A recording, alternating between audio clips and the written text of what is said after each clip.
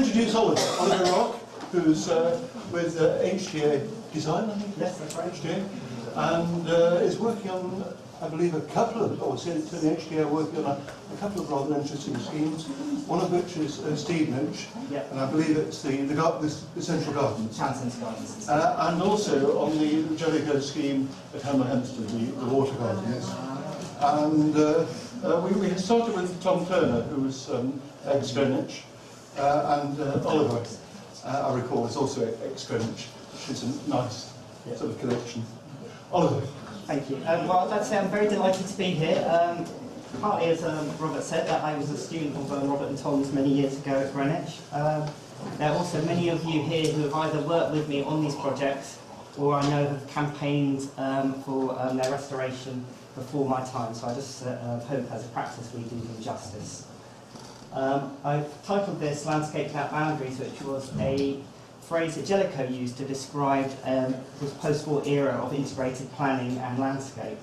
And we're going to talk about these two projects that Robert mentioned, Stevenage Town Centre Gardens and by Gould Patterson, and the Water Gardens at Hemel Hempstead by Geoffrey Jellicoe. Both of them, in their way, are landscape without boundaries. Literally and maybe prosaically, as you can see with Stevenage, there were no railings, and I think that's probably quite groundbreaking, but also because they embodied a sort of post-war era of optimism. And you know, when the future was full of culture and car parks were replaced with helipads. Stevenage itself, I think we've actually seen this, was very interesting to me as landscape architects today. We talk very much about green infrastructure. Stevenage, I think, and the master plan that embodies that perfectly. You can walk from the countryside through the suburbs all the way to the town centre without crossing the roads. We've seen through those underpasses and all the footpaths from the east converge through the town centre gardens. I'm going to show you a few, I'm sorry the quality's not very good, but a few initial early sketches. I don't know whether Gordon did these or not, they all seem to be quite different hands, but they're quite interesting and they pick up certain different aspects. So this is the town centre gardens, very early sketch, but what you can see are cultural facilities set within a parkland, as well as residential. With all of these designs, there's a central pond. And that's a key feature. Let me show you the next one. This one's particularly interesting because it shows the old hedgerows and the old woodland, which overlaid on proposals. You can see there's a path here, which is still present in the plan, as is that triangle. There's still the water, and you can see a stream running through the centre. What we were rumoured when we drained the pond down to desilt it is spring-fed. We never found the springs. But we did find a live hand grenade, and I think you can still see it on YouTube, the controlled explosion by the army. And here's another one which shows all the great cultural facilities, and here it wraps around to the north as well, so you have residential people living in the park as well, and I think that's really interesting. The other important point to note on this plan is the main road is on the outside of the park, and it's connected to the town centre. At some point that's switched, and the main road divided apart from the town centre, which I think is a real shame.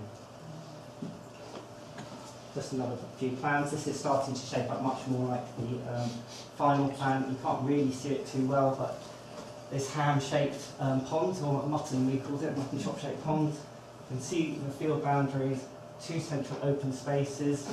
Then Marilla spoke to Gould Patterson. He said, I just kept it really, really simple. I just wanted to create a feeling of open space.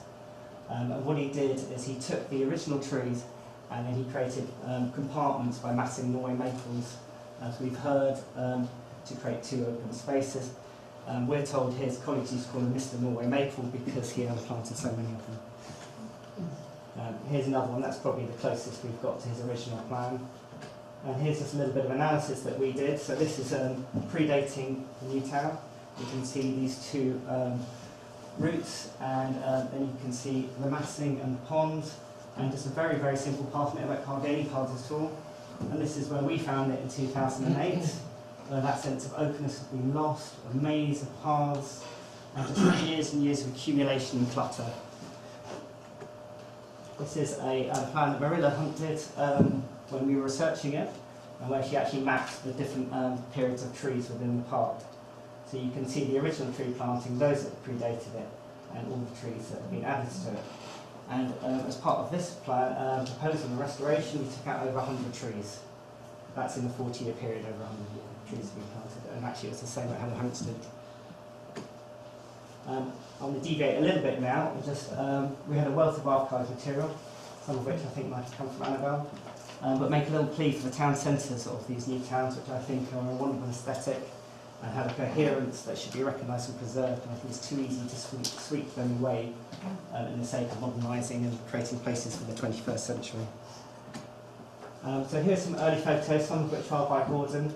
It's a very, very simple scheme, and it's very bucolic and very beautiful. It feels like the countryside is coming into the town. And it's interesting that this is gone in the future, and we came to the park with sort of a natural edge.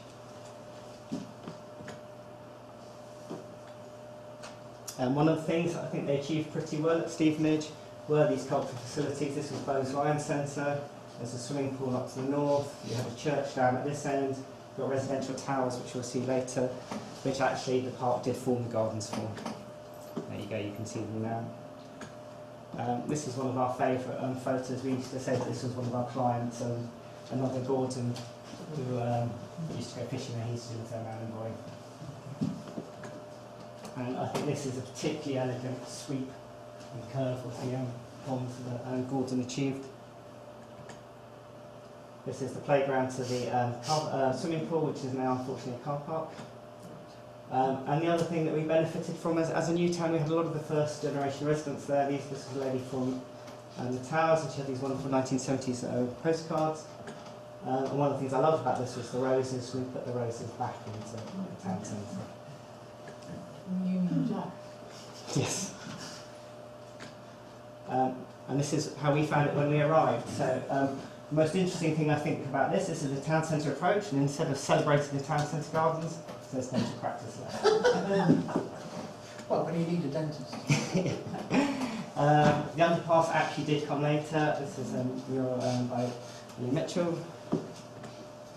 Still some wonderful features, woman and dove sculpture, which had actually lost some of its doves when we'd arrived. But a really lovely interplay with the towers. But lots of random planting and clutter, which is probably well-intentioned, but over the years, it had just lost its charm and its magic.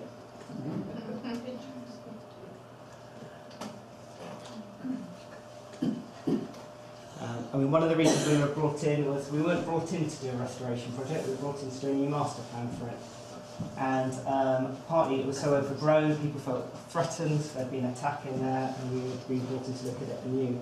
And actually through the HLF process and with Marilla's work, we were able to persuade the Heritage Lottery Fund that this was a really important heritage and it was very significant and get funding. This was the first new town park to get Heritage Lottery funding. This was our master plan for it, where we, it is busier than Gordon's plan, but it sort of picked up on the design lines, where we recreated those two big open spaces. And you can see these very strong design lines all leading to the town centre. And that's when we finished, and you've got this sweep coming back. You can see the views through to the towers again. Are these photographs or are these... No, these are photographs. Real photographs? Real photographs. It's hard to tell on the screen. We haven't even touched them. And you've got those views through, and you can see the old trees. And the fountain is restored. We worked with David Norris, which was really nice, and we had 6 more doves recreated to restore it. So that's Stevenage. The water gardens. We've seen some of these images before, and some of my best anecdotes have already been taken, but I'll continue. There's this very lovely, iconic building, which was at the south, which is sadly gone. So this was Jeff Jellicoe's master plan for Hemel Hempstead. It was slightly grander, perhaps, and that's perhaps why ultimately it wasn't taken forward. In an era of austerity, I think it was too grand, too ambitious, too difficult to achieve. But there's some very interesting things. You can see the River Gave, which is what the water gardens are centred on, running through the middle, and these are the cultural facilities set in the parkland. Number 13 on this plan is a helipad, which I particularly like. And then this was Jellicoe's plan. I apologise, it's such a poor sketch. what happened was actually, after not being taken forwards, 10 years later, he was approached by the director of the Development Corporation and asked whether he'd want to do it. His response was not on your Nelly, and he got taken to a gentleman's club, and after a few whiskies, he was persuaded to do it. At this time, we think it's pivotal in the screen, it's the time that allegory came into it, and Jellicoe recognised that nothing was more vulnerable to change than landscape. And so one of the reasons he embedded ideas, and we'd heard about the serpent, was he thought by putting a subconscious meaning, it gave it added protection. And I think Kate Harwood, in fact, one of her campaigns was Save Our Serpent, so perhaps that idea has traction. And as a result of her and Dominic's work, a lot of this campaign was born for fish, and we're on site now with to restore it. To the south, you can see is the southern pool, we call it, with the eye of the serpent, the fountain. So you come across the middle, there's a central flower garden, I'll talk about that later. He likened that to a howdah, which was strapped onto the back of the serpent, so that the straps show that the serpent, who he called the guardian of the environment, was in servitude to mankind. It's all very grand theory. As you go forward, if we had very smooth grass banks, which he likened to the smooth underbelly, and the northern side was the tufted back of the snake, and that's the tail right on the top. He also, at this point, was starting to think about the use of art in his work, and I think you can see this perspective. These are two pictures he said were influenced the water gardens, and he tapered the canal, so he played with perspective as you look down to give it a feeling of long water. Also these squares in the central flower garden. So here's just a quick walk through. These photos are by Susan Jellicoe. She did the planting, and I think is a bit of an unsung hero in this project. But this was it in the early 60s. You can see these lovely white railings and the mirror image of the bridges in the water. To quote Tom Turner, I hope he doesn't mind, somebody later painted them green. Lovely wide terrace. And this is the view from the town centre. And he, again, coming back to landscape without boundaries, he very cleverly tilted the flower garden up to create a modern ha-ha. There's a road behind it, and borrowed the view of the school beyond to give that feeling of looking out to the countryside in what he thought was a very narrow, confined space. This was the flower garden planted by Susan. When we showed this to the friends group, this turned out to be somebody's aunt. I mean, lots and lots of lovely photos, very iconic. This is moving north, this is the shrub walk, and it contrasts very much to the flower garden in the south.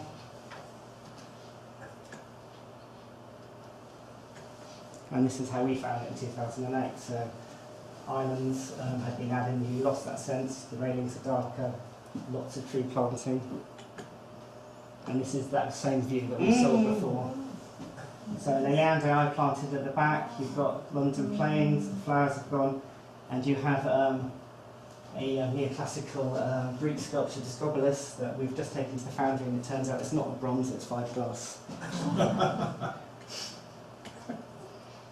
London Plains and a willow have resulted in all the paving crackings that have been greatly reduced. We've just taken this up, and their tree roots are right here pushing against the retaining wall. This is the shrub walk, so overgrown people are scared to go there. And actually this is quite an interesting photo because the canal edging had gone, and one of the biggest challenges we had on this project was persuading the Environment Agency not to turn it back into a chalk stream. They have something called the European Water Framework Directive, which requires them to make ecological enhancements to rivers. This is a main river. And you can actually see why from this photo. It's quite bucolic, and it reminds me of Molly's Gardens. We're very lucky on this project. We've got a lot of his original drawings. We've got all the archive records, the minutes from his meetings. We've got the working drawings. Some of them are a bit misleading. This cover actually isn't here, it's up there, which is challenging us on site last week. We've got the original planting plans and planting lists. So this was a sketch for the garden that I would have thought would be done by Susan, which shows organic shapes for structural planting overlaid onto the geometric grid. That was our study of it.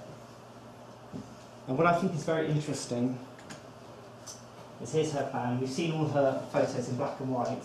When we came to do a colour study, we were quite shocked. Because we thought it'd be harmonious drifts and all very tasteful, and actually it's a 1960s clash of colour and cultures, and it's really vibrant and really wonderful. And that's when we mocked it up, so we're going to try and put that back as faithfully as we can. And then again, so this is a shrub walk, and what was really clever is that the flower garden was bright and colourful and sensory.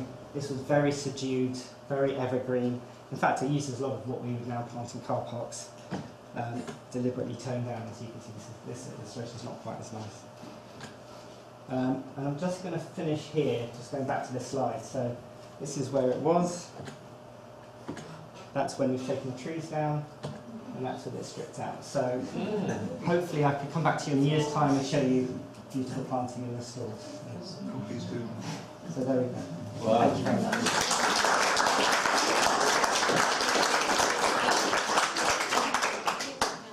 Have we got time? I think we've got time for one or two questions. Yes. I would like all the photos of the work to be deposited in the archive, because this is on of the work during the restorations now, as digital things. I mean, it's one little. The only slight question would be, obviously, Hertfordshire Archives and Local Studies obviously are actually really the custodians of this project. Are you? Of the restoration. Yeah, but I mean, generally, I think they. One of the amazing things about new towns is, as Caroline was going to say, is actually there was a lot of effort put into careful archiving by the Commission for new towns, and so I think it's been very good. So I think there are some I think we look to work with them to make sure that people who are looking at can look at the whole history of it. You know. So you're saying no, then? I'm just saying, though, it's very important that they are kept by a responsible archive repository. We're happy to show. Can you see how large the area is? And what sort of budget is your contract? Okay, well, so they're actually very similar in size. It's quite interesting. Stevenage was 3.85 hectares, and so is the water garden. It's about 4 hectares. But obviously Stevenage is wide and generous and expansive, where this is long and thin, so it's 600 metres long and about 20 to 40 metres wide. The budget, I'll give you a comparison. So back in the day, Stevenage was £12,000 and the water gardens was £28,000. Stevenage was 1.6 million restoration, and this is 2.6 million water gardens. Thank you. May I ask, in 2014, I think on the HTA website, it's got a note about having a full-time gardener. That's right. How is that still the case? That is the case. Great. In which case, how is he or she to be financed? So they're not in place yet. So they actually, this was Marilla's suggestion, which I think was wonderful. They are funded at this stage by the Heritage Lottery Fund. So although there's a commitment from the Cornwall Borough Council to keep them on post. They have finance in place for 3 years. And so there's a full-time gardener, and then there are 2 seasonals as well for 8 months a year. And I think, as I'm sure you all know, everything comes down to maintenance on these projects, and especially when you're putting planting in like this, a full-time gardener is essential. And then after 3 years? Well, as I say, the council has a commitment, but has So made that's that decorum. the decorum is allowed. Could there be a way of setting it up as a parks trust, as Royal Parks have just become a trust? I mean, I know that's a ridiculously different scale, but all these parks really have to become trusts because it's a very easy thing to cut, and it has been again and again. And we know at Stevenage, when we started, there were 15 people in the team, there's 2 now. When you start, how long ago did you start? So that's within the last 5 years.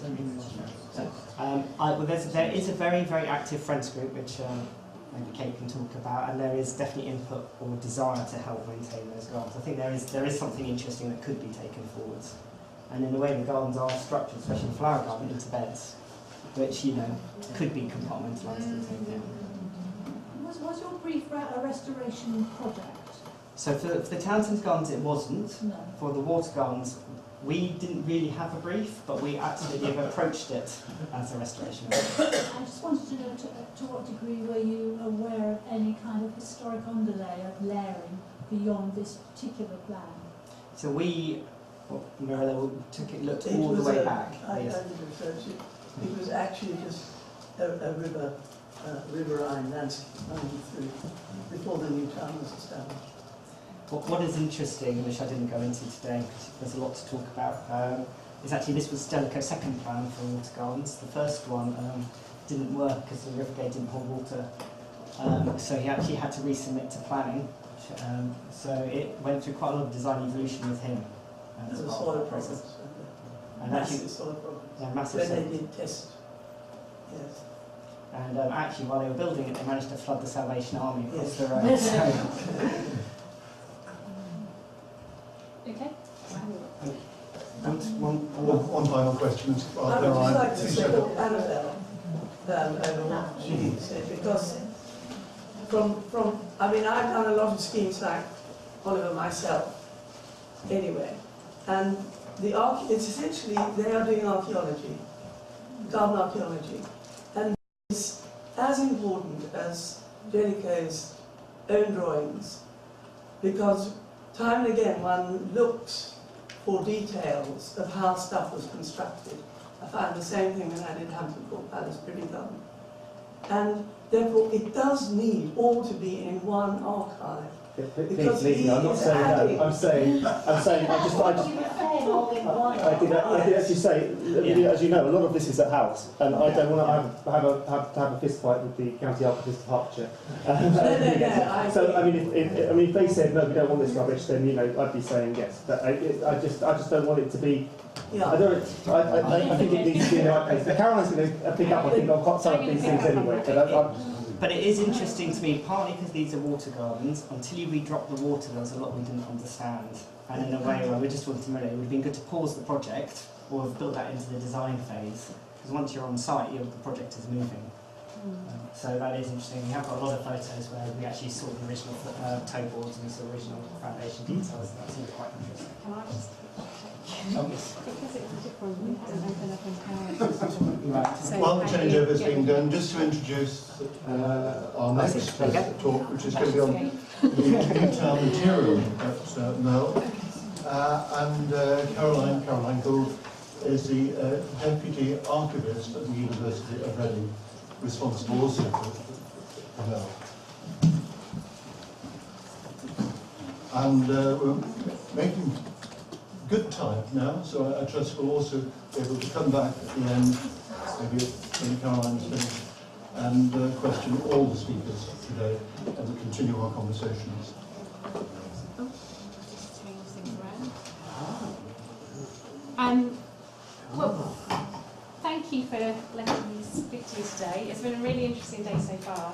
And when Annabelle persuaded me to come up with a presentation, which I'm really glad she did, I got very interested in where the records have gone, actually, because we've obviously got some very distinct archives relating to new towns, but I thought there's a wealth of information out there. So this has come up several times, so I'm very glad, and I hope you'll bear with me while I show you how to find out more about where the archives have gone, because I think it's really important for future research, and it's not about they're all in one repository, they are all in kind of the geographical area, and hopefully I can explain that now. So I drop the lights a little. Oh yeah, thanks. So I've actually moved things around while we were setting up.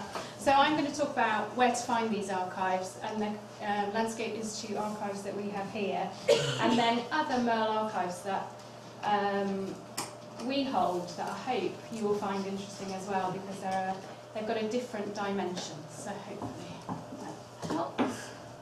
Oh, come back.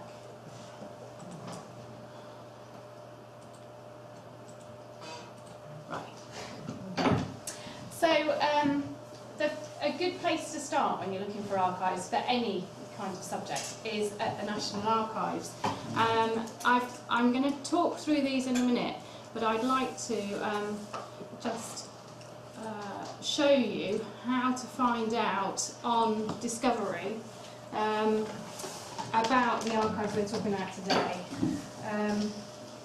I kind of undertook a survey, and you'll see from the previous slide that it's not a complete survey, but hopefully it's enough to give you faith that the records have been kept and are in public institutions.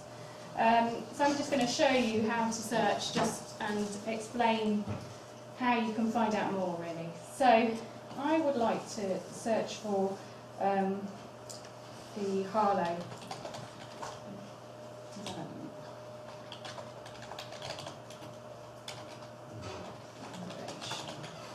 I first of all started searching on new towns, but I actually found that this was the best way to find the archives we're talking about today. What happened?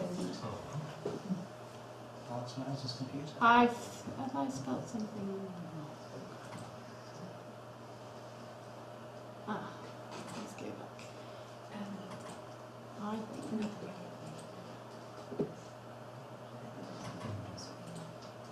Let's go in the right way. That's quite interesting. I wasn't expecting that.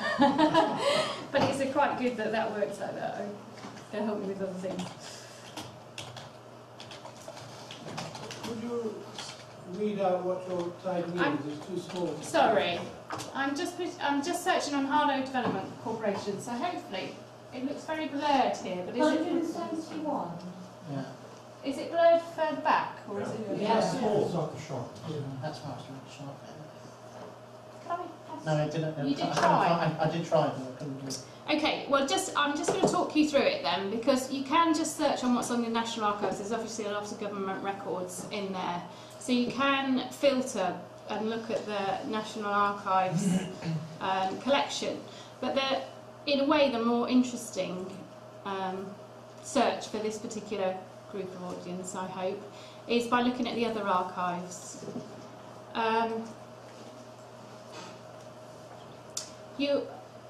I'll have to talk through because it's incredibly blurry.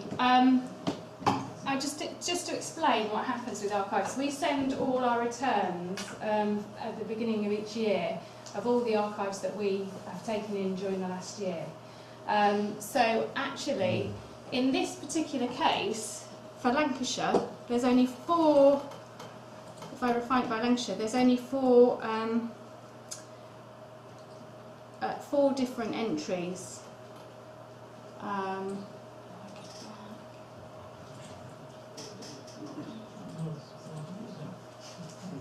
But if you look at Essex, for instance, Essex Record Office at the top there, it says Harlow Development Corporation records, and they're 1948 to 1980.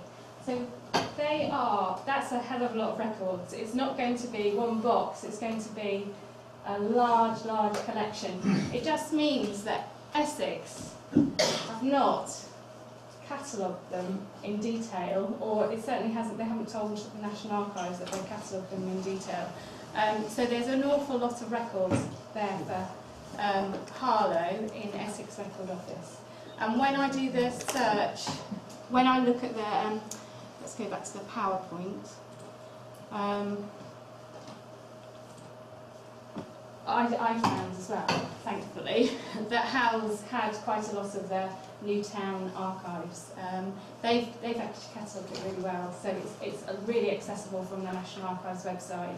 You can see the type of records they have, and then you can then proceed to those archives and have a look.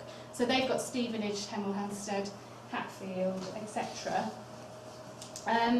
The other new towns, or some of the other new towns that I looked at in my study, were things like Crawley, Newtown. West Essex Record Office have a small amount. You'll see they call it Additional Manuscripts Catalogue 48, so that doesn't seem to me that a lot of that survived. And Berkshire Record Office have some relating to Newtown as well. And Milton Keynes, I know there's a few of you out there that are Milton Keynes fans.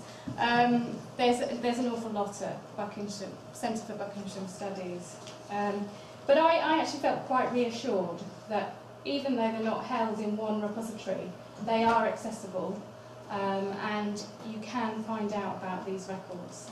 And hopefully I can help you. If anyone needs to find any more information, I'm more than happy to help people. Oops. Right.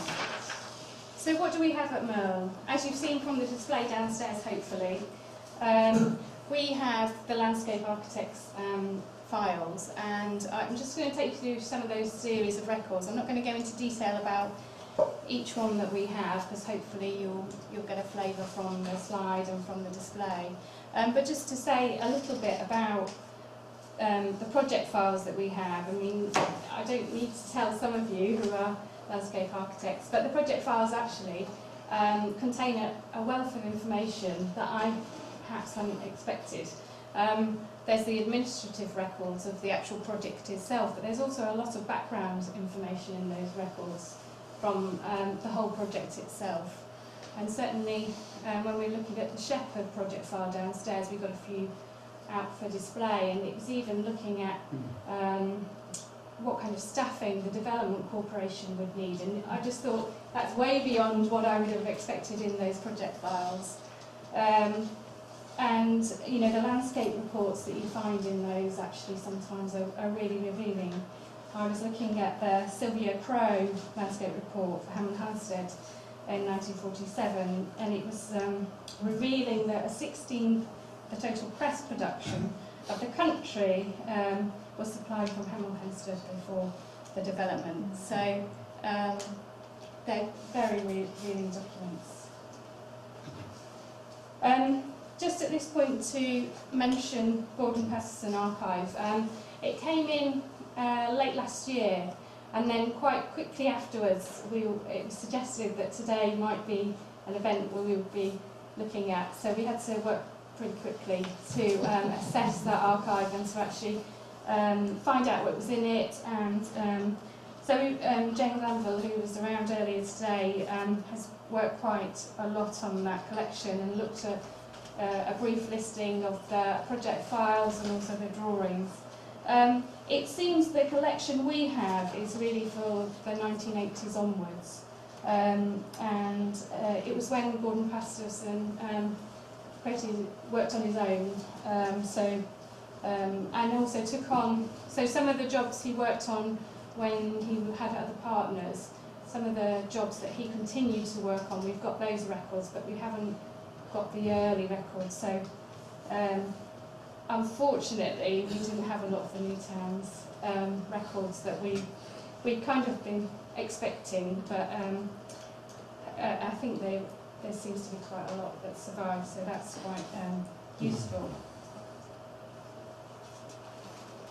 So obviously we've got a lot of drawings in the landscape architects collections, and you'll see some examples that I've put on the PowerPoint here. Obviously you get those proposals, and you don't always know in the archive whether those went ahead or whether they but the park, Sylvia Crow's park, did that go ahead? I may have had reference to it earlier. But so there's not always the answers in those in the archive that you kind of expect. I think she did the proposals, but the actual thing was by the local authority. So yeah, you do wonder when you look at these, you think, well, there's nothing subsequent, so does that mean it didn't go ahead? We've got an awful lot of photographic material, and that's come out already. There's a lot that's been saved in other repositories. We have a lot of photographic material in the Shepherd archive, and you'll see some examples there.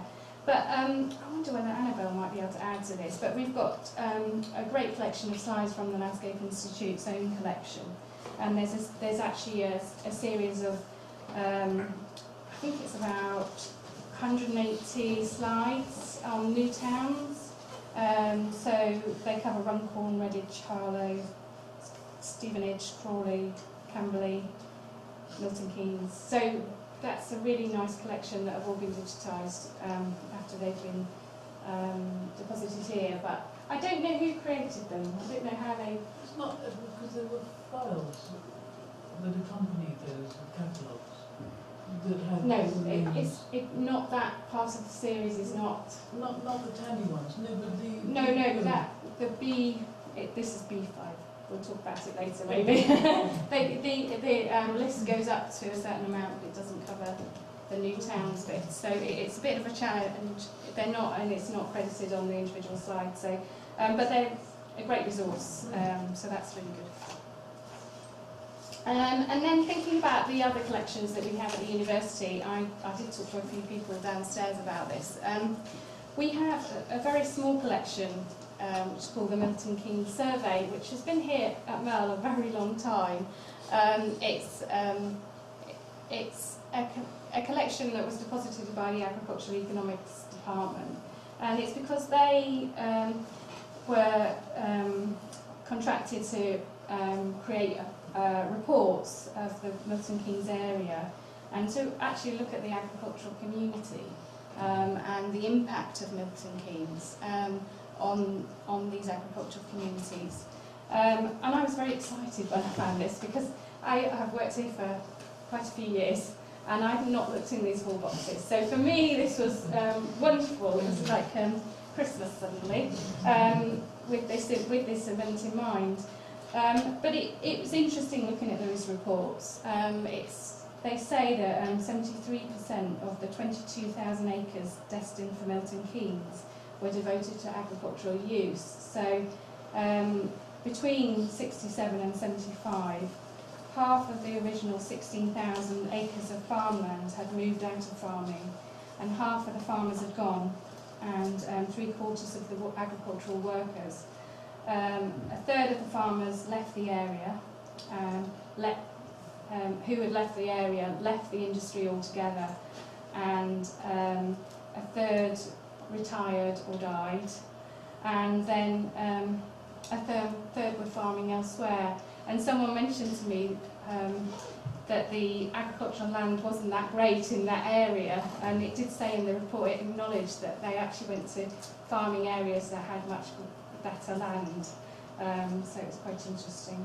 And the reports actually reveal a lot about the attitudes of the farming community, and one sentence resonated with me. It said, "Attitudes have changed over the years from resentment and anxiety to resignation, self-help and irritation that the development had got underway." And so you just think, you know, those communities, the impact on those communities was immense, really, wasn't it? But like I say, it's a very small collection, 4 boxes, but really quite wonderful ephemera that's in there as well about Milton Keynes. I don't know if you can see, it's very blurred. But these houses, where there's a pack of houses, and it's all for rent, and it, often when you look at archives, you think, well, why is there these so much for rent here? You know, I assumed it was all for sale, but maybe that was my ignorance and innocence to the development. So, at the Museum of Living Rural Life, we hold lots of records relating to organisations related to the countryside and rural life, obviously. Council for Preservation of Rural England, as it was known in 1926 when it was established, is one of our largest collections. It holds a lot of correspondence, as you can imagine, correspondence trying to protect the land, trying to protect the countryside, so I thought, great, this is a source, this collection, for seeing their attitudes of the new towns. So I had to look. So, if you could see that slide, you might recognise some artwork from Constable, and then a Daily Mirror cartoon underneath, and really it's showing CPRE's concern for the impact of housing, signs, garages, telephone boxes, everything you can imagine that's affecting the countryside. The collections looking at the new towns covers files relating to Warrington, Stevenage, Harlow developments, and a few more. But the Save the Appleton plea to keep Appleton Parish from Warrington Newtown was obviously a very big campaign of CPRE at the time. And it's interesting looking at those CPRE records, because you expect them just to be trying to stop all development, but it's a very measured, it appears, measured approach. They understand the need for new development, and it's trying to protect some of what of the countryside that they can. Before I move on to another collection, I'd just like to mention a collection we took in last year from Peter Gould about Warrington Newtown. There's a lot of reports in that deposit, but they're not actually accessible at the moment. We're processing them, but if you are interested in, do get in contact and we'll create access. Who was Peter Gould? He was a landscape architect that worked for Warrington Newtown. That was closing up his office, and the stuff was going to be thrown out, so we grabbed some. Yeah. It's not a very large. No, it's not very large. It's really. But it was selected as well. That might be most useful. Yeah, definitely. And I did have a look at it last week. It does look quite interesting material. And some, in fact, some Landscape Institute journals came that we had some gaps. So that was quite a useful deposit. To just move on to something very different, well, slightly different. Another collection we hold here is the Land Settlement Association archive. It was established in 1934 to provide employment on the land for unemployed industrial workers from depressed areas. And it was run as a cooperative and lasted till 1983. So what I would like to do, if that's okay with you, is show you one of their publicity films, which really introduces the archive and hopefully is a nice way to end the talk. As you can see, we've got minutes, accounts, publications and films, but also a huge photographic collection came with that archive as well.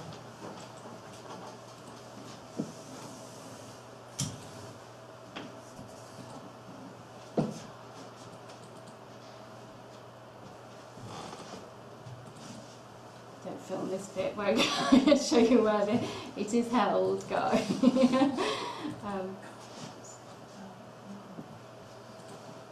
I've just seen all that. And also, we need some sound, as we discovered earlier. Right. Ooh.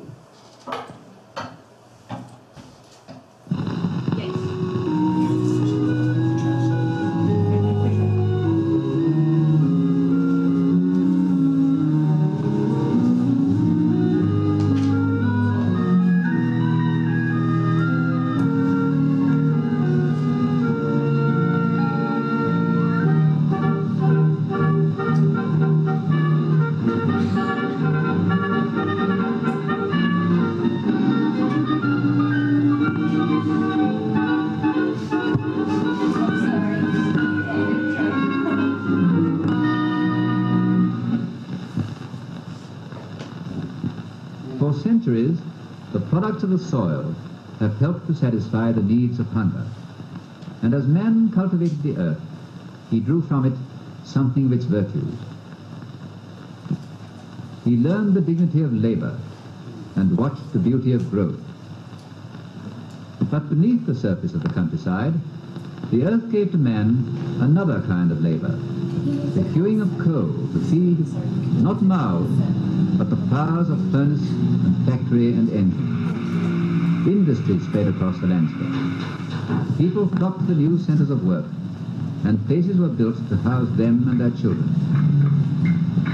Today, the people who live in these towns have little contact with the soil. The machinery of industry is life. So long as the wheels of these isolated towns and mining villages, whole communities are now without work. For the older men, and even for some of the younger ones, there is little hope of work.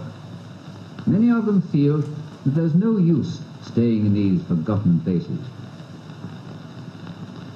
While their men queue at the labour exchanges, and their children, for lack of anywhere else, play in the streets, the wives and sisters and daughters struggled bravely to keep their homes together.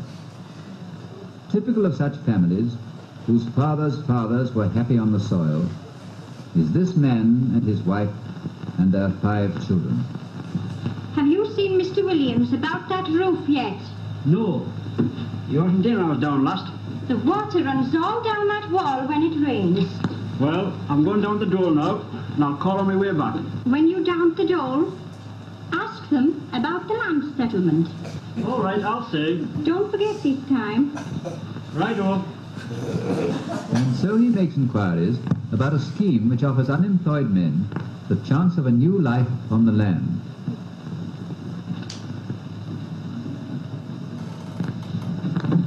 Well, what do you think of it now you've read the particulars? Seems all right to me. Means a lot of hard work, of course. Naturally, you can expect that. When do I start? First, we must arrange for you and your wife to appear before a selection panel of the association. The man and his wife are now interviewed by the selection panel, and later visited in their home, where the whole scheme is explained to them. A group of men have been selected and are now on their way to a land settlement estate in the south. They begin with a short preliminary training and will be joined later with their wives and families. They are making their first contact with the land, which soon will provide them with a new livelihood.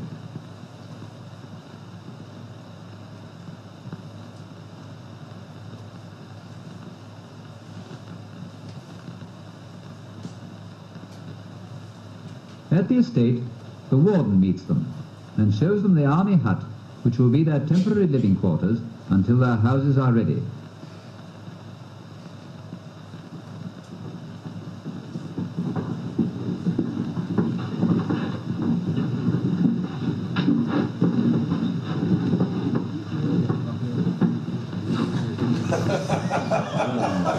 I'm the warden here, and on behalf of the Land Settlement Association, I want to make you welcome.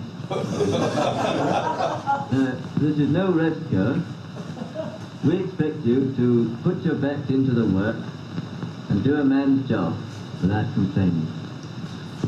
But it's no army barracks either, or factory. You'll find no sergeant majors or foremen to order your back here. It's my job during the next 15 months to teach you all about looking after poultry and pigs and growing vegetables. I'm not doing it for fun, and I'll be darned annoyed if you don't profit by it. But I think you will. Most of you have been idle for several years. Here, there's employment for all of you, for as long as you like. And not for a master, for nobody but yourselves. At the end of your training period, we want you to be able to take over your own holdings and run them by yourselves as independent men. If you work hard and use your common sense, you'll find we back you up all the time.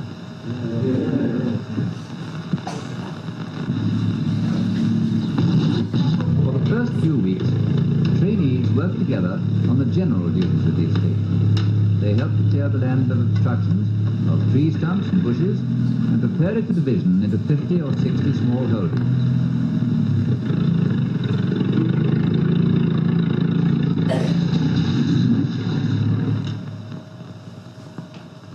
At the same time, contractors' men are building roads on the estate and laying irrigation pipes so that the holdings will not be short of water.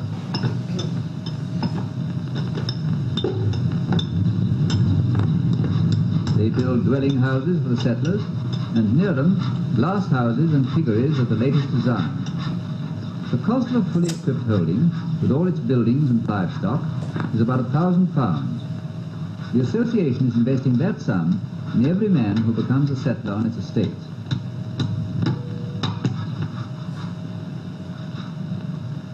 When the land is ready for cultivation, the men start real agricultural work by doing some simple job like planting potatoes.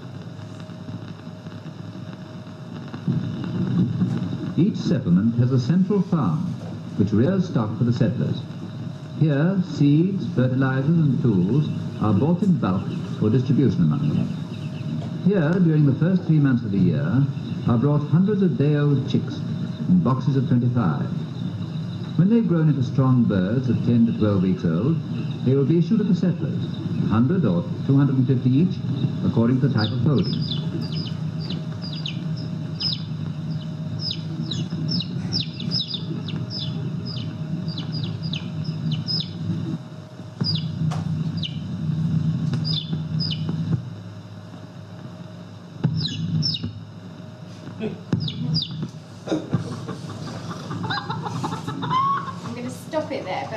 On to show the families. It goes on to show the families arriving and the community itself. But really, the community didn't continue. I mean, it stopped in the 80s, and really it was because a lot of the people found that rural life was very isolated, and it was hard work and there was long hours. So it is a theme that has come out of today, I think, is the looking at the social sides of communities and how they were integral to the new town developments. And this is, I think, why the communities here failed, because they were very isolated and they hadn't thought Do we know where that was?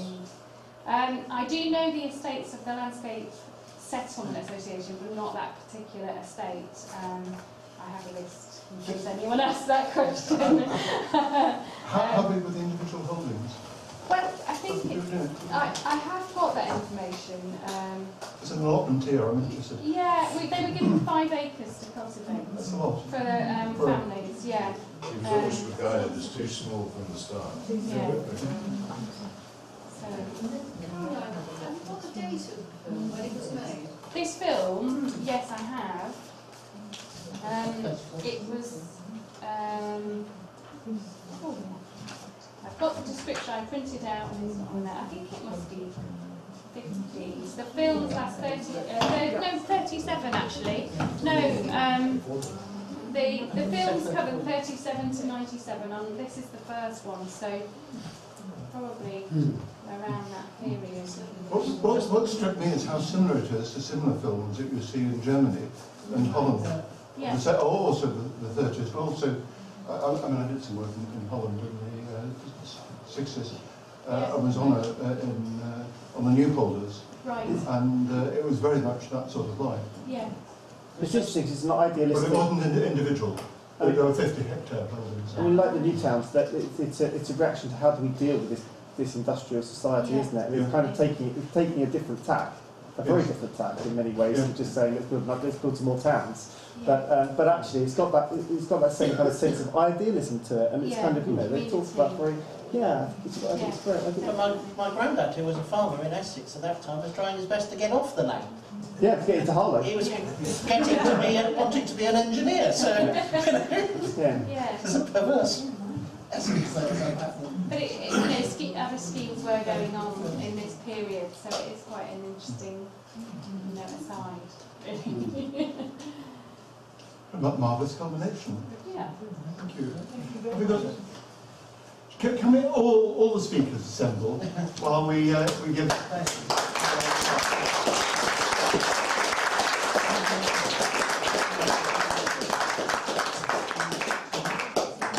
think everybody's still here.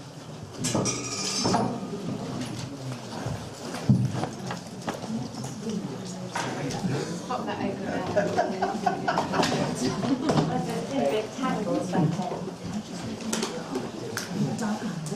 Mr. Chairman, can I launch with the first question? Yes, you may, sir. I've got a question for Tom. You I think I got it right, suggested that new towns were a failure. You used the word failure in relation to new towns. Would you like to enlarge on why you might think that? And do we think that generally?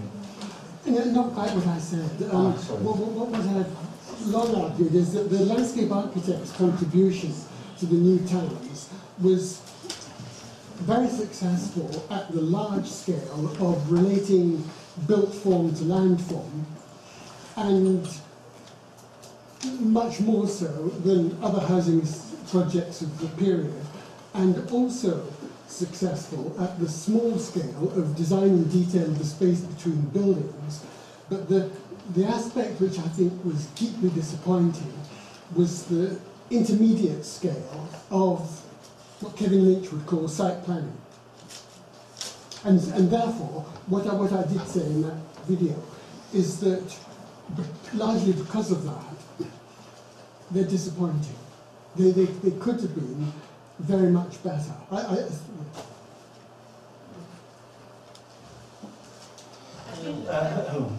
I'd just like to say that out of all the talks, there's a lot of a hugely complex issue. That what, because of the things that are going to be happening in the future, we are obviously going to be moving into new towns, new villages, whatever the names of these things. What's the best thing that we can do to make them successful? If we're going to move into a new era of building new towns and villages, what's the one thing that we could do? I mean, my answer is simply that there needs to be much more involvement of landscape architecture. And I say that rather than landscape architects, because it's not that the green infrastructure alone needs to be handled much better. It's the overall composition of landform, built form, paving, vegetation and water. That's what needs to be done well. I'm speaking as an interloper. I'm not a landscape architect. I'm an agricultural economist, and I was somewhat press-gang to come here. But I'm interested in several of the speakers have made slightly judgmental comments. Have said this failed, or this didn't work, or this was delightful, and so on. And I wonder what sort of techniques you use to make these judgments. I mean, I measure things as an economist. Okay, economics is the dismal science, but several of you said on several times this didn't work and so on. And can you enlarge on how you do it in your profession?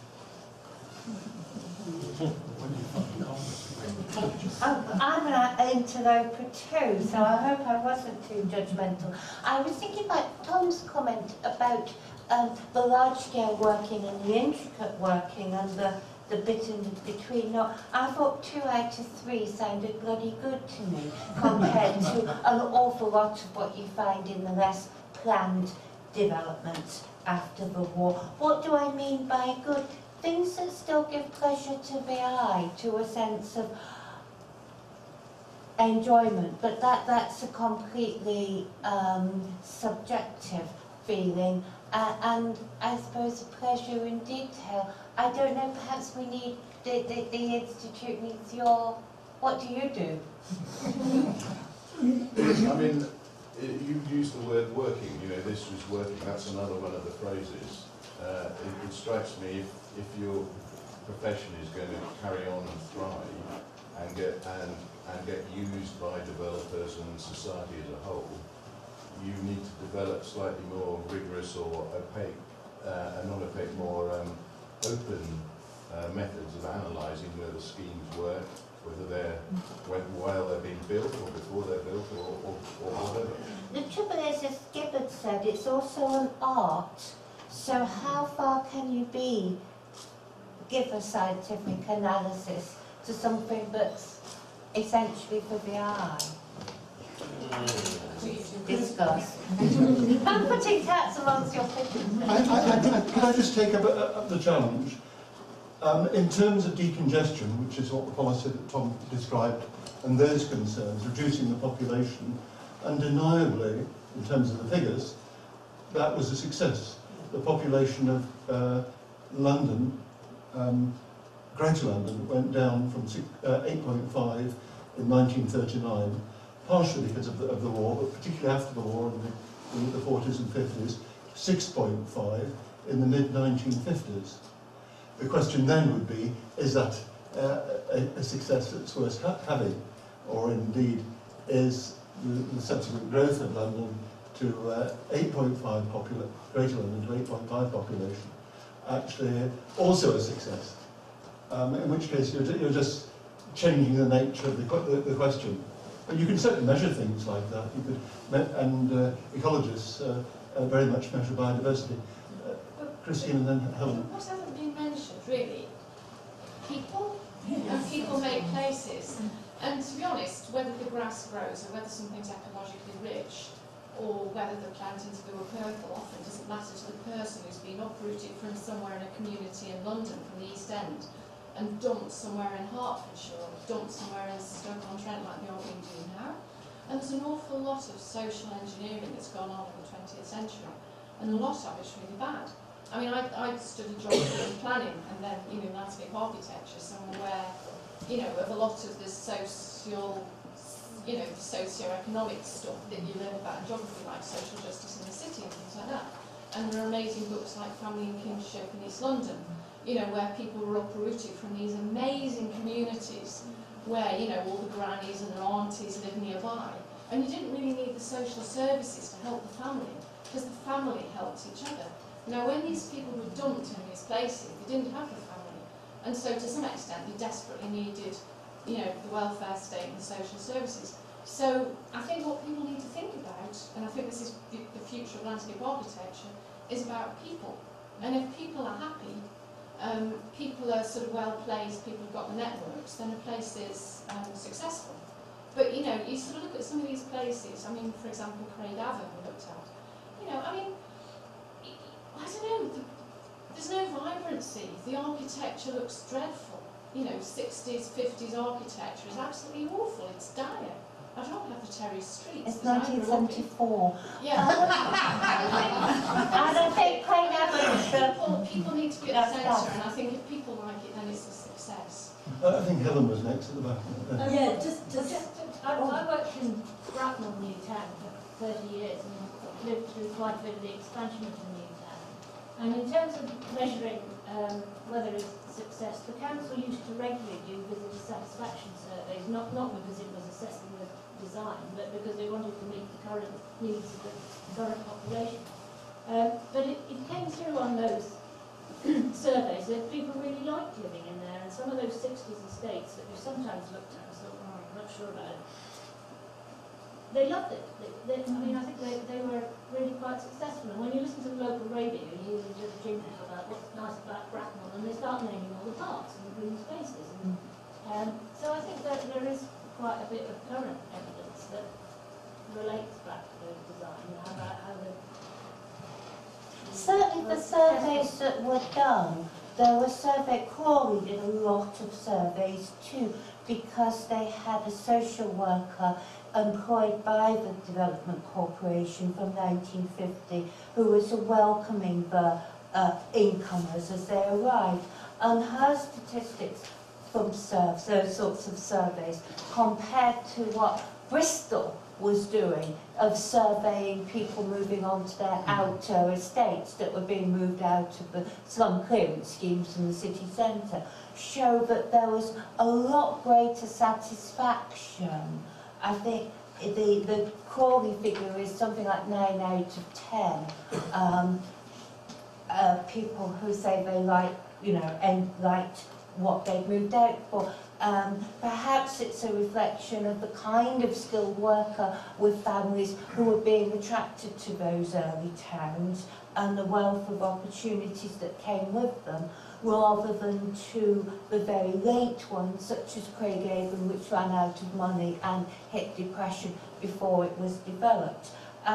Wilmot and Young, I think the recent analyses of that book suggest that they overplayed the kinship of Bethnal Green because they were deliberately charting something that had more or less died. And if you read the book closely, the young families who were interviewed said, no, we want to move out. And that statistic is in there. We had, just to finish on Bracknell, right from the early days, they had community development workers that went into each estate as it was newly built, and they got all sorts of little clubs and got the old folks meeting up, and that carried on. It was still happening in these different ways. So as we built new estates, they moved in there, and I think that did help develop the community spirit. So it was about building communities, not just about Right. You know, I would say that yes, people are at the centre of all of this. We've been discussing about like social demographics. I mean, Milton Keynes was set up to take a lot of people from London and so on. But as designers, particularly if you look at urban landscape design, we're in the business, I always thought, of creating really good spaces for people. That's the essence of what we offer. And you can look down at the detail of all that. It's to do with how we respond and react to the environment and what we're creating. So there are different qualities, different types of spaces, and it's our job to be creating those to make us feel comfortable, to make us feel safe, to want to use those spaces. And how we decorate them, the sort of plants we put in, these are all embellishments. But the quality of the space has to be right. I mentioned earlier I lived and was brought up at Newton Aycliffe. Yes, there had a lot of space there, which was really healthy. It was all part of the ethos of the day. But a lot of the spaces were banal. They were huge, but there was no quality to some of them. They were just big spaces. So, you know, I always believe that we were in the business of creating good spaces. So the question would be, how do you measure that quality, which goes back to... Well, that's right, but it's to do with satisfaction of the way people use it, how safe they feel, and so on. I just... One point straight away is it just brings me back to Tommy Church, about, what, 1955? Gardens are for people. And I think our less successful ones, however we want to measure success, are the ones that ignore the quality of place for people. But the other point I really want to pick up is something Annabelle mentioned about the threads that carry through. I think that was very important. And I go back to things like the Cadbury factory at Morton. And you see the details in Cadbury's factory. Jellicoe's going to use those later on. Absolutely the same detail. But not only the detail, he spun the same bloody story about the serpent. And he didn't spin that story at the time he did Cadbury. He did it at something like an Institute of Engineers lecture that he gave, and that's where the story came up several years later. So we have these threads that connect through. And the other thread that struck me was things like the new towns and the pedestrian area, Peter Shepard's design for University of Lancaster. It is the same sort of smaller scale new town of the high street, of the common space, of the shops and everything else. So we have a lot of things that run together in here. And so the new towns there's a beginning and different ideas coming through. And it branched into other areas as well. It wasn't just purely the new towns. I think they're very important aspects of design that carry through. I just think it's important with this archive that it gives us the material that we can see what standards they were assessing it against at the time, what were their criteria at the time, and what were their visions at the time. And you can you can judge it against those standards, and you can also judge it against present-day standards. And you can also make allowances for what's happened over time as well. You've got to have the material there in the first place for you to be able to make those judgments, and that's why it's really good to have the material there. The more you get together, the more you can make those comparisons and judgments. Sure, absolutely. Yeah, I just wanted to say that if a restoration project, for instance, is going to draw on Heritage Lottery funding, for instance, you will find that the way their criteria is set up, it demands that in order to get your funding, you have to get the communities involved. In other words, the communities are then telling you what's good, what has been good about a particular landscape, if you like, or a particular area that's going to be restored. So you will find that if you're going for funding like that, they will demand that the community has a voice in the way you want to go forward with it. And in terms of evaluating the success of that space, at a prosaic level, you have to do before and after visit accounts, so you can measure the use of the space, and then there are visitor satisfaction surveys which run for a period of years after you. However, in terms of an economic point of view, that would be anecdotal evidence rather than solid, measurable evidence, wouldn't it? Well, I think you had it. Well, I want to make a comparison between two people describing their employment. Now, Anthony Ducard Hasley worked with Sylvia Crowe. He worked on Newtown work. And he gave it up because he was tired of putting Berberis in roundabouts. And what he wanted to do was to be patronised. He wanted a private practice. I had the good fortune of, during the years I was in Edinburgh, the heads of departments were invited by the Students' Union to address the Students' Union about what it was they taught. So, medicine was there if anybody wished to listen. And I heard Robert Matthew, who'd been LCC Chief Architect at the age of 40, and was now Professor of Architecture there, talking to students from all departments of the university about what he does. And he deferred from the use of the word patron to client. Now there's an enormous difference between the individuality of working for one person, which in the main is what we've been brought up with. And so where you've got it's more important that your garden should be, or your landscape should be designed by Brown than someone who looks somewhat like Brown. Now we've got art history, we've got garden history. Garden history is never going to be able to authenticate the accuracy of who designed that garden, that landscape, by comparison with an art historian employed by Sotheby's. The gulf is huge. We're making all sorts of, we're making use of words which in many cases are inapplicable. And we want so much to embrace everything, landscape without boundaries, and that's ridiculous. No landscape is without boundaries. The only boundary is what landscape architects put around it. Well, and also the painting doesn't change well as much as the landscape does. Giorgione. Well, in which case perhaps you stop calling it art. Art is what's perceived, not what's made. A reputation goes up and down and up and down and up and down. I am a painter. Whether I'm an artist or not, it's for you to decide. I'm a gardener. As Gertrude Jekyll never ever made claim to be anything other than a gardener. And I think there is the danger of comparison with established professions of becoming pretentious. Which comes back to measurement, doesn't it, really? I'm not sure it's applicable. The economists can measure the way that we can't, but what we can measure, for instance, is health and happiness and productivity and all sorts of things.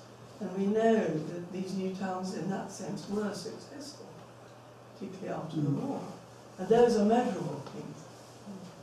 I'd just like to comment on assessment. Since, like you, I came I started off studying economics and social sciences and then came into landscape architecture.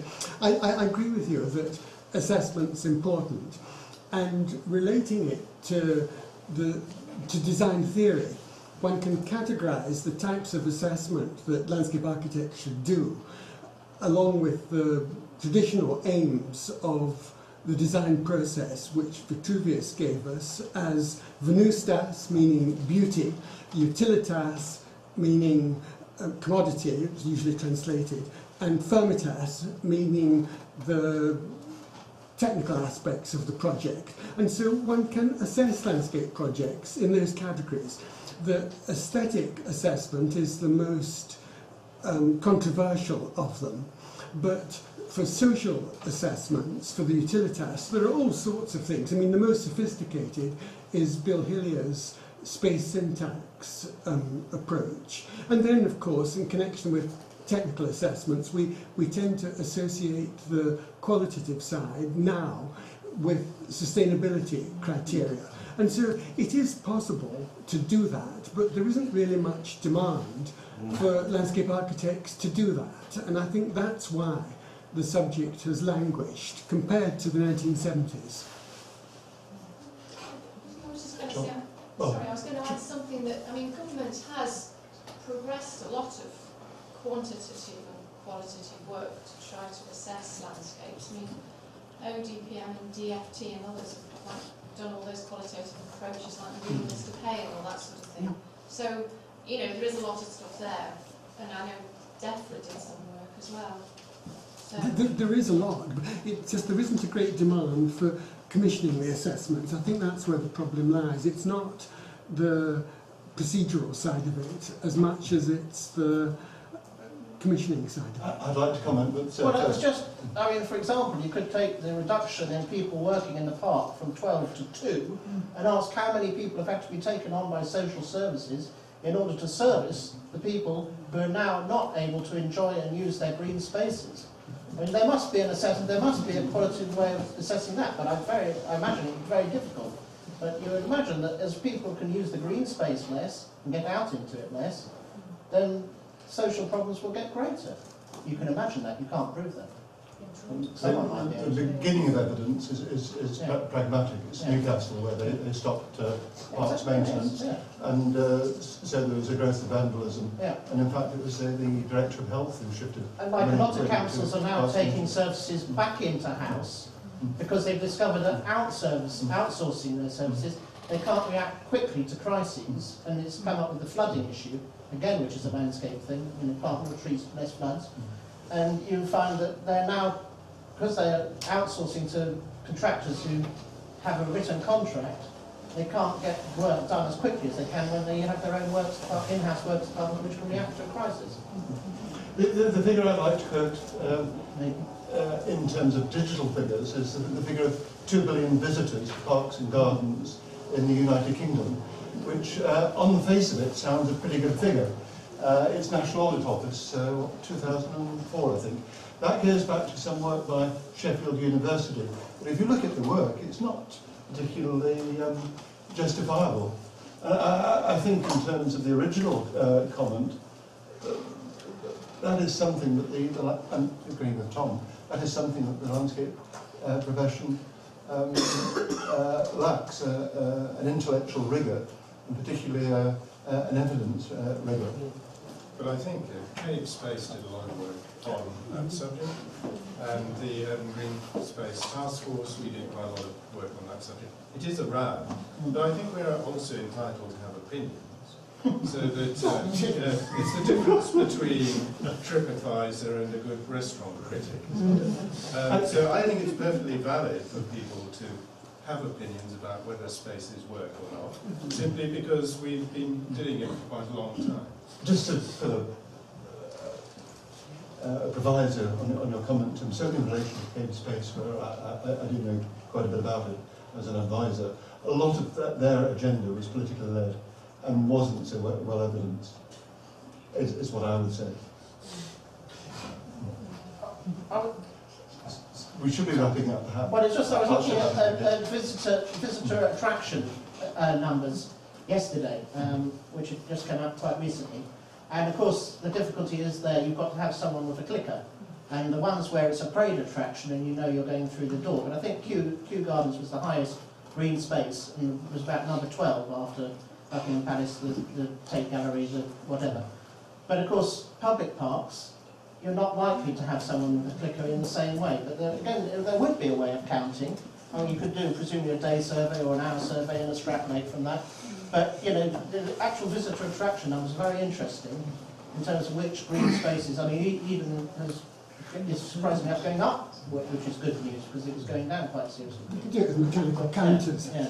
But I think Gordon Patterson affords an extremely important opportunity to inquire about the restoration of his work in Stevenage. Is that something with which he approved? Did he give any assistance? Why wasn't he invited to restore his own work? Did he think it was neat? And so on and so forth. So on and so forth. I mean, there's a lot of stuff in there to pick out. Can I pick up something on numbers? Yep. And that is, you have to be very careful about this counting people. It's so inconsistent, shall we say, and also any accountant, any economist, you make the story the way you want it to come out. An example, Piccadilly Gardens in Manchester. I had a big argument some years ago with the leader of the council, criticising it. And he said it's very popular. 27 million people a year use that space. 27 million people a year walk through that space, but not necessarily use that space. 27 million people a year have nowhere else to go either. And this is part of the problem. I said, watch the figures. They're very dangerous the way they're banded about. That's what we found exactly at Hemel Hempstead. Yeah. A lot of people walked through it. Yes. Very few people spent any time there. Yes, precisely. David, does the afternoon give you some thoughts? Loads, yeah. Yeah, good. I'm going to keep you captive now and run around and get everybody's names. So, yeah, thank you. Thank you very much. We were asked to finish at 5, or we were about to do 5. Can I thank very much our speakers today. I thought that was an absolutely fascinating afternoon. And it shows something of the value of this venue, this forum, the affordable. Landscape Institute, just bear in mind, it's only 10 quid. It's affordable, and I just think that we should celebrate that. Thank you very much indeed.